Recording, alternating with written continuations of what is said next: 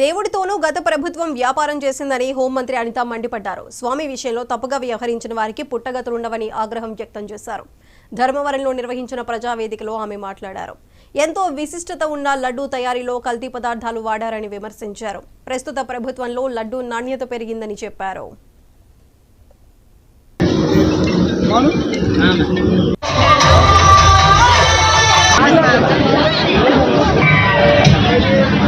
ప్రాధాన్యత అటువంటి తిరుపతి ప్రసాదం లాస్ట్ 5 సంవత్సరాల్లో కంప్లీట్ గా నేనేదో చెప్పడం కాదు, ఇక్కడ చాలా మంది తిరుపతి వెళ్ళుంటారు. లాస్ట్ 5 సంవత్సరాల్లో ఆ తిరుపతి లడ్డు ఆ వాసన పోయింది, ఆ రుచి పోయింది.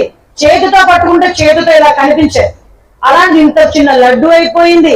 సైజు తగ్గిపోయింది, రుచి పోయింది, వాసన పోయింది. తిరుపతి లడ్డు కనుక ఇంట్లో ఉంటే గుమగుమలాడేది. దర్శనానికి వెళ్ళకపోయినా పర్వాలేదు, ప్రసాదం తెచ్చావా అని అడుగుతాం, ఇంట్లో పక్కింట్లో వాళ్ళు అడుగుతారు. అంత ప్రాధాన్యత కలిగిన లడ్డూకి ఉపయోగించే నెయ్యిలోని కల్తీలు కూడా ఏర్పాటు చేసేసి కల్తీలు కూడా చేసేసిన నెయ్యిని యూజ్ చేశారంటే ఒక్కసారి మనం ఆలోచన చేసుకోవాలి ఏం జరుగుతుందని. దాని గురించి గౌరవ ముఖ్యమంత్రి గారు తిరిగి దానికి మంచి నెయ్యిని సరఫరా చేయాలి, లాస్ట్ టైం ఇలా కల్తీ జరిగిందని చెప్తే నిన్న మొన్న చాలా మంది బయటకు వచ్చి నోటికి వచ్చినట్టు మాట్లాడిన పరిస్థితి.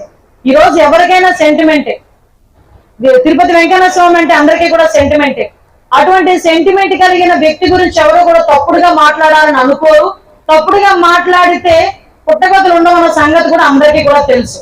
అటువంటిది వెంకన్న స్వామి భక్తుడిగా, వీర భక్తుడిగా గౌరవ చంద్రబాబు నాయుడు గారు అక్కడున్న ప్రసాదంలో నెయ్యిలో కలిగిన కల్తీని పక్కన ఎట్టి పరిస్థితి కల్తీ జరగకూడదని ఇంతకు ముందు జరిగిన కల్తీ గురించి చెప్తే చంద్రబాబు నాయుడు గారి నోటికి వచ్చినట్టు మాట్లాడే పరిస్థితి ఈ రోజు కనిపిస్తా ఉంది.